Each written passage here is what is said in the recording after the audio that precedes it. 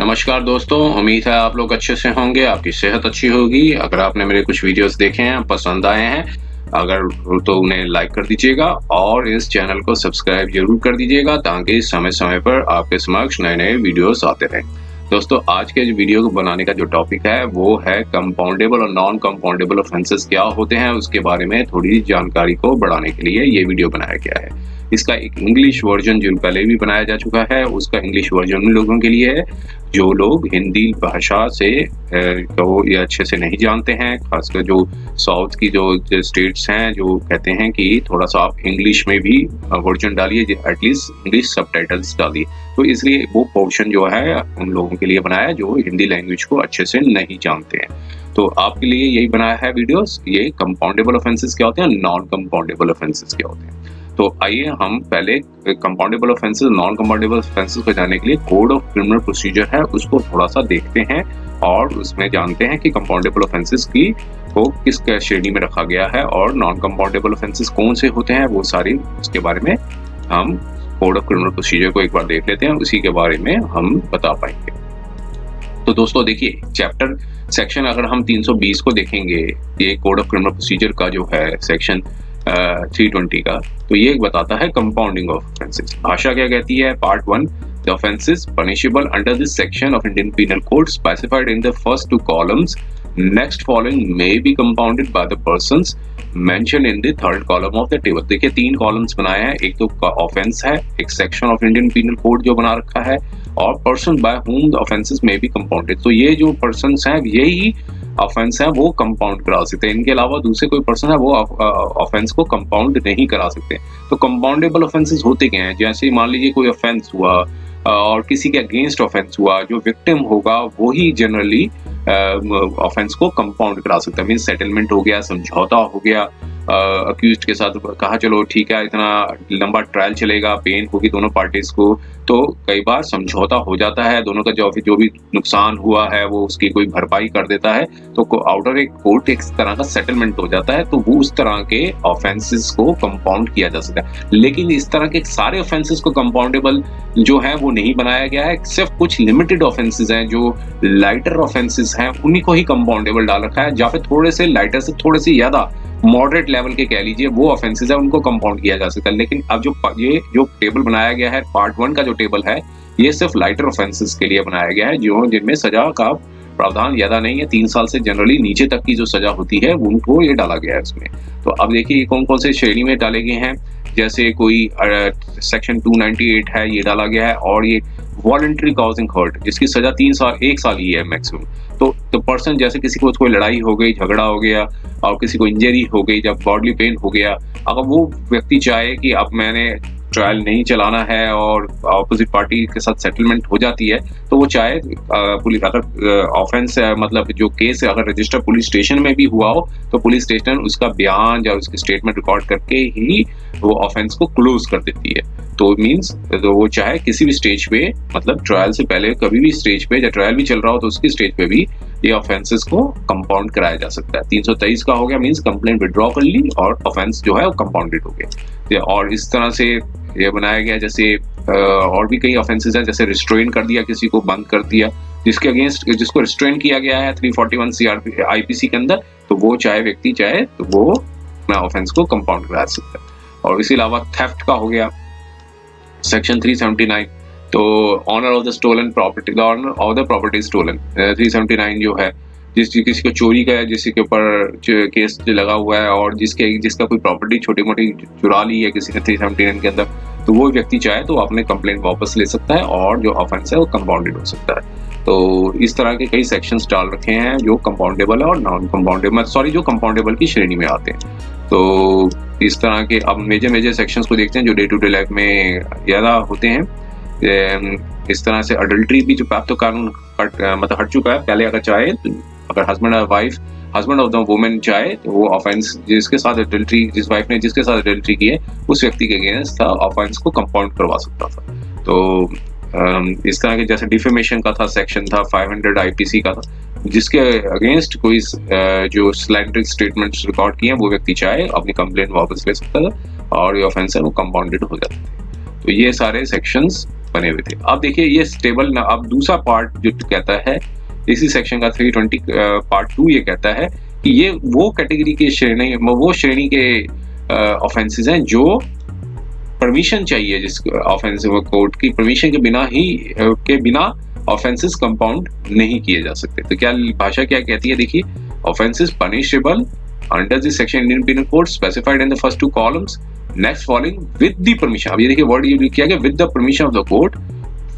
which any prosecution of the offense is pending means police ऐसे cases का, मान लीजिए इस तरह के ऑफेंसेस हैं, ऑफेंस हुआ, अब व्यक्ति चाहे तो वो ऑफेंस को कंपाउंड कराना चाहे तो वो पुलिस स्टेशन में नहीं करा सकता है। वो जो पुलिस को चार्जशीट फाइल करती है, उसके बाद अगर कोर्ट में पेंडिंग पड़ा हुआ, ट्रायल चल रहा है, तो फिर अपनी रिक्वेस्ट लिखेगा कोर्ट में, या कोर्ट में अपनी इस रिक्वेस्ट को रिकॉर्ड करवाएगा। रिकॉर्ड कराने के बाद कोर्ट जो है अगर परमिशन देगी, हाँ आप ऑफेंस को कंपाउंड करा सकते हो, परमिशन देने के बाद ही ऑफेंसेस होंगे वो कंपाउंड किए जा सकते हैं। तो इसमें वो कौन कौन से ऑफेंसेस आते हैं, इसमें देखिए ये थोड़े से उससे ज्यादा मतलब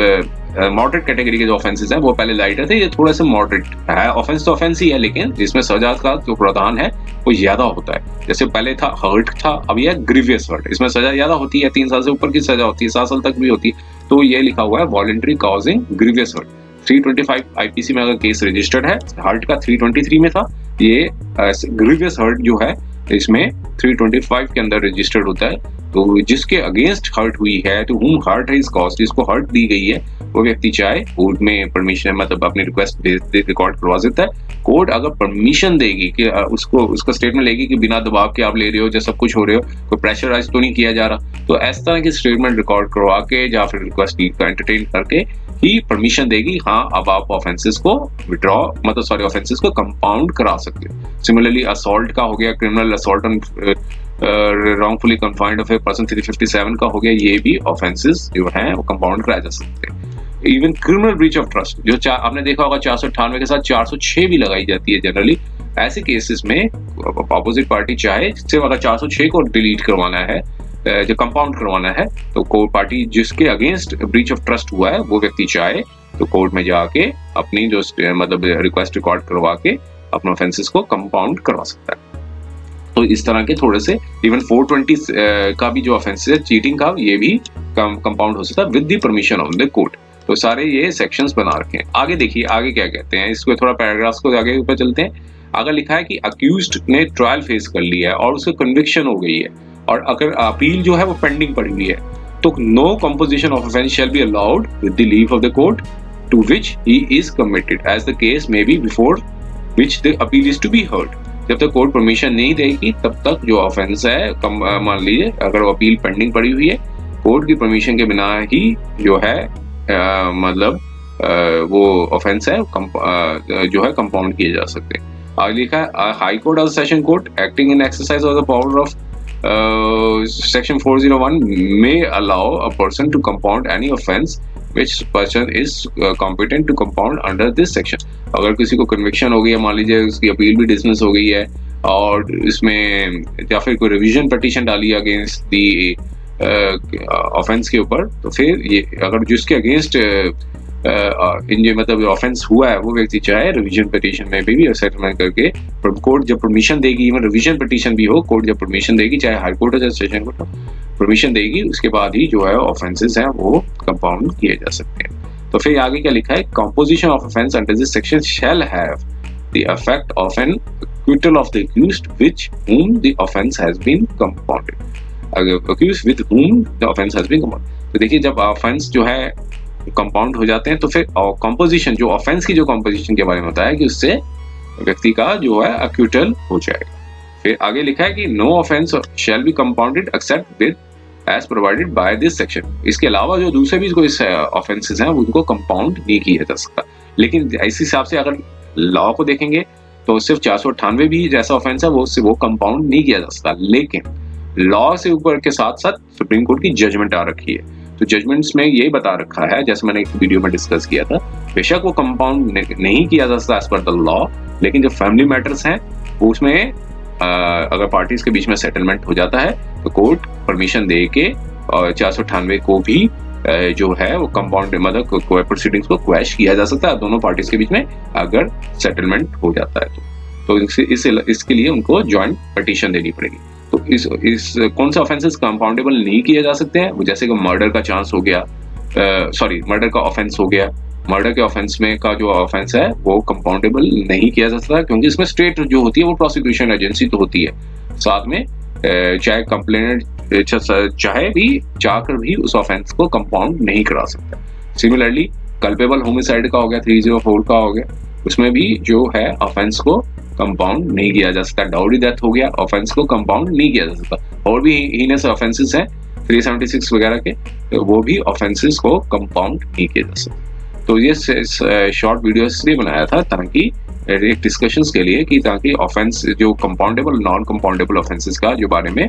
जो थोड़ी सी जागरूकता बढ़ाई जाए। तो उम्मीद है ये वीडियो आपको पसंद आया होगा। अगर ये वीडियो आपको पसंद आया तो कृपया इसे लाइक कर दीजिएगा और इस चैनल को सब्सक्राइब जरूर कर दीजिएगा। और भी कोई भी क्वेरी हो तो नीचे कमेंट बॉक्स पे जरूर पोस्ट कीजिए, हमें बहुत खुशी होगी आपकी क्वेरी को किसी वीडियो के द्वारा समझाने बता सकें, उस क्वेरी को रिजॉल्व कर सकें वीडियो द्वारा। और अगर ये वीडियो पसंद आया है तो कृपया उसे सब्सक्राइब जरूर कर दीजिएगा। समय देने के लिए बहुत बहुत